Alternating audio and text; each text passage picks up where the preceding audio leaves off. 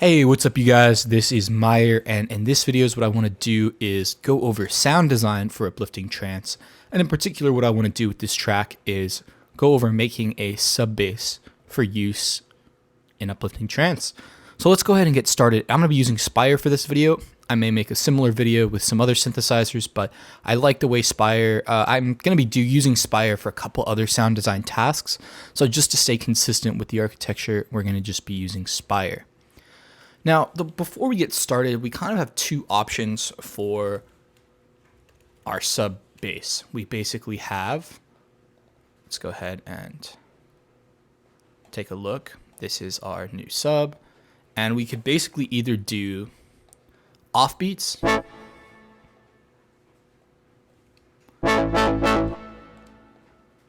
like this. So if our kick was every pattern, every beat, we would have these on the offbeats for the sub, or the other option we have are things like double 16ths, which would look like that. So I'm going to be designing this today with an offbeat sub because that's used the most commonly, and I'm just going to have this pattern here. And the thing to think about is what key you want your track to be in, because that may determine what sort of sound design you want to do or how you have to tweak the sound. So one of the things I'm going to do here, I'm going to route this to an empty mixer track, and I'm going to add two things. I'm going to add the FabFilter Pro Q3, or I guess instead of that, let me go ahead and use Span, which is Spectrum Analyzer. Same thing.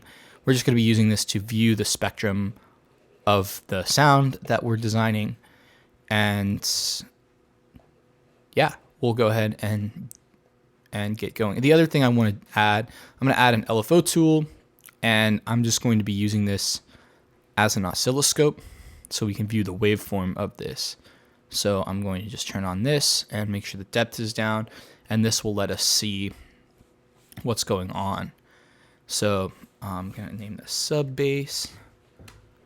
We have our kick, and the last thing I want to do, I want to route both the kick and the sub to a bus. Now we're not really going to be doing any processing on this bus, but it will be helpful just to have it in case we want to visualize what is going on. So I'm going to take this LFO tool that I have here and also put it on this kick and sub bus. So let's go ahead and get started. Now, often and this is a trick I picked up from Adam Ellis, when you're designing your track, it makes a lot more sense to you actually do your sub first, because if you know what the track you're making, you're going to know what key it's in. And once you get a good sub bass, a good rumbling sub where you can put your feet on the floor and actually feel it when you're creating it, of course you need, subwoofer monitors that'll actually reproduce that. But when you actually get to that point that you're getting that sub to hit, then it's easier to pick out a kick that'll match your sub rather than trying to shoehorn a sub to both fit your kick and also have a good sound. So without further ado, let's go ahead and get into the sound design. First thing I'm going to do is initialize the patch, and I'm actually going to use a sawtooth wave running through a filter. So right now the way it sounds, not very exciting. I'm going to be using A for this because A's fundamental frequency, if you were to do a track in A major or A minor, is actually going to be at 55 hertz, which actually is a very nice frequency to hear. So here we can see the 55 hertz, the tone, and the other harmonics. So the first thing I'm going to do, by default, envelope 3 is mapped to change the filter. So I'm going to turn this off, because if I don't and I try to lower the filter, you kind of get this thing closing. So I don't really want to have that. So I'm going to turn this off and I'm going to lower the filter down. So we get some harmonics there and just the actual fundamental there too. Now this is usually a point that people may stop. They may say, okay, I got my sub. It sounds fine. But here's where I would actually go a little bit further. So I'm going to take this oscillator, oscillator 2, and we're going to use a sine wave, which means to do this, I'm just going to turn the wavetable mix up and put this down 2 octaves and start bringing it in. Now what this is going to do, that while the sawtooth wave has all the has all the frequencies in the harmonic spectrum.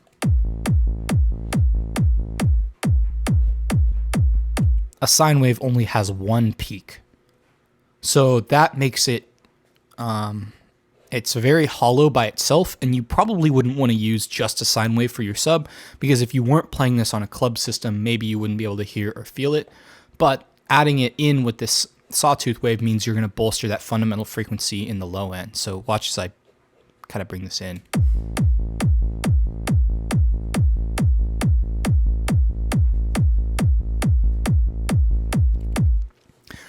The next thing, and what I should do, is with Spire, if you have this phase knob at 0, these waveforms aren't being phase retriggered. So if I look here at the scope, notice how it's starting at different points. Now I don't want that, so to fix that, I'm going to just turn this phase meter on just a little bit.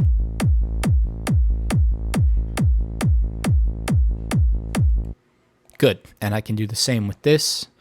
And here's where playing with the phase knob of the second oscillator against the first one is going to be really important in getting it, because when we're adding in the second oscillator, we actually can cancel out the fundamental if we're not careful about where the phase is.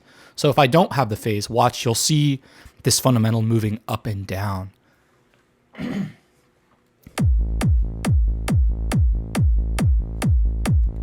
We don't want that. We want to have a really solid sub bass. So if I just bring it in, this is going to be the starting point, and it's going to be re-triggered each time, just like hitting that re-trigger button in Silent.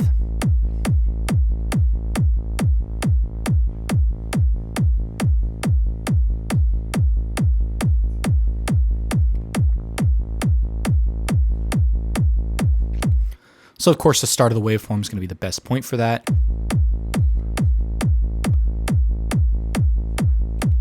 And that sounds good. Now the next thing I'm going to do is add in oscillator 3, and we're going to do the exact same thing as oscillator 2, so I'm just going to copy and paste it, except what I'm going to do is have it an octave up. So instead of boosting the fundamental, what this is going to do is boost the first harmonic.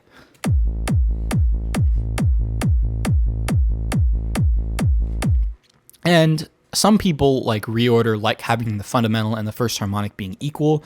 I think it just depends what you're trying to go for. Some people, like James Diamond, is what he'll do. He'll actually take that first harmonic and try to scoop it out, a lot of times with the EQ.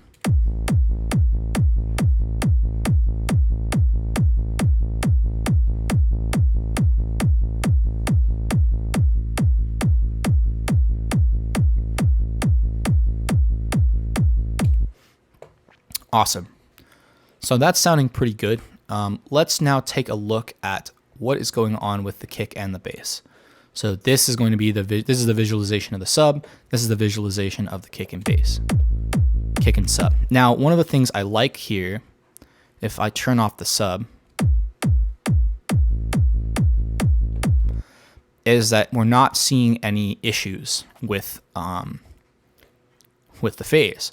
But one of the things we can do to kind of to do this is I'm gonna actually map mod knob 1 to the phase of all the oscillators. So I'm gonna do oscillator 1 phase, oscillator 2 phase, and oscillator 3 phase. And I'm gonna put these up to maximum, because basically what I want to do is be able to turn this knob and the phase of all 3 oscillators will change without getting out of phase with each other. Notice how as I adjust it, you actually get this point where the sub phase cancels with the kick, and that's not what we want. Now here's where things get a little bit tricky, because when the note changes, it may be all fine on, you know, let's say we have this here, but let's say I move the note down, and then you can have points where it actually phase cancels. So this is where some people get really particular about their sub. And what they do, they'll actually adjust this phase knob for each note, have a different instrument or different sub instrument for each note. I don't think you necessarily have to do that. That might be a little bit overkill. But what you can do is, if you know what your chord progression is going to be, take a look at it. The other thing you can do is just using this this trim knob and this out knob, you can actually, or the length knob actually here, just make sure you're getting a short enough kick that it's okay if it overlaps a little bit. It kind of sounds good, but you don't want it overlapping so much that you end up with a lot of phase cancellations, or you're having to kind of deal with this too much. So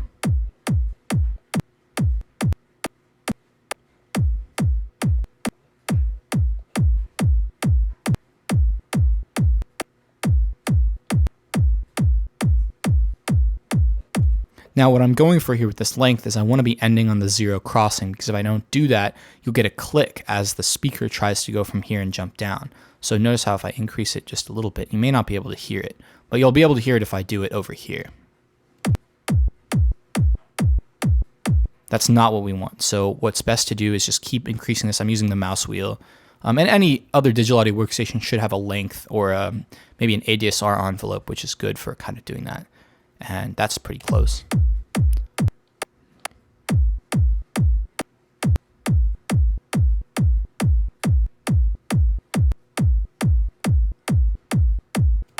I like that. That's short enough, but without being too long. So let's add the sub in.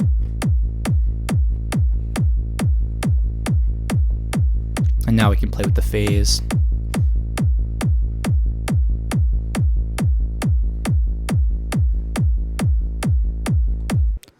And one thing, right now, I don't think these levels are quite right, so I'm going to go ahead and take this volume and just...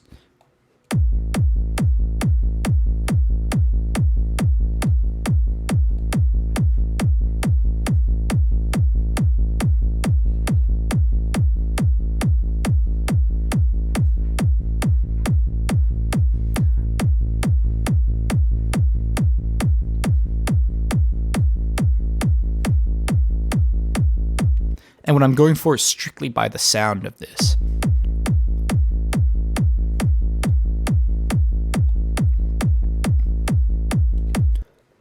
Now that sounds good to me. The next thing we can try doing is adding in this multiband compressor. This can mess things up, so I don't always use it, but it can also add some extra harmonics.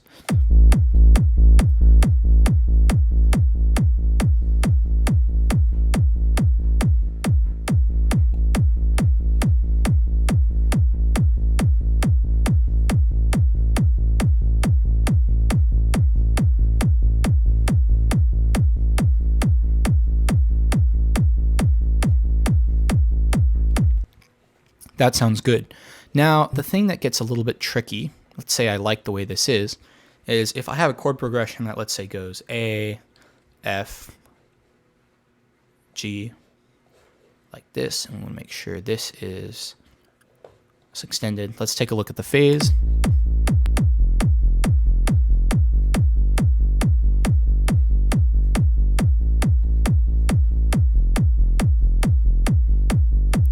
Notice how things get a little bit louder there. There are a couple things we could do. We could add a limiter here to the kick and sub. Make sure the limiter's not engaging when the kick is playing and only when the sub is. The other thing that's really important is using an LFO tool. I'm going to use another one to just cut out this beginning part of the sub. If you notice here, the sub is kind of hanging over a little bit. As when I do this, you can see it's cutting that out.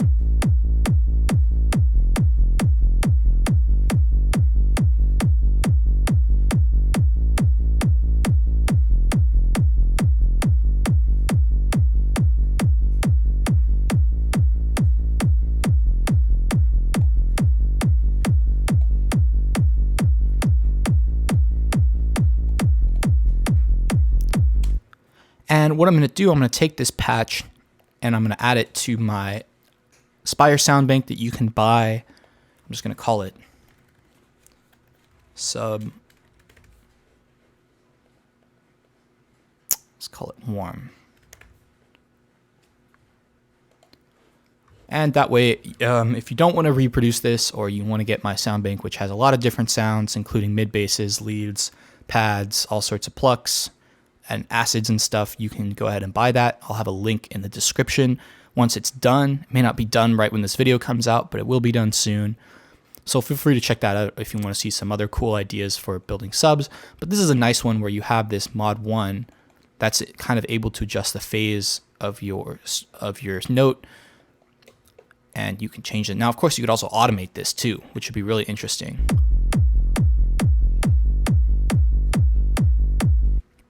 But notice as soon as you change the kick sample, this is going to look different. The entire thing's going to be different. And that's why I think it's a little bit better. Get your sub sounding really nice. Get a nice sort of nice waveform that sounds really good. And then from there, you can go ahead and find a kick that works well I do like this kick a lot. I think it sounds great, so I don't mind changing the phase because there's a good chance you're going to have to do this no matter what kick you use. But hopefully you found this video helpful. Don't forget to subscribe, leave a like, leave a comment. And I have a Discord too that you can join if you have any other production questions.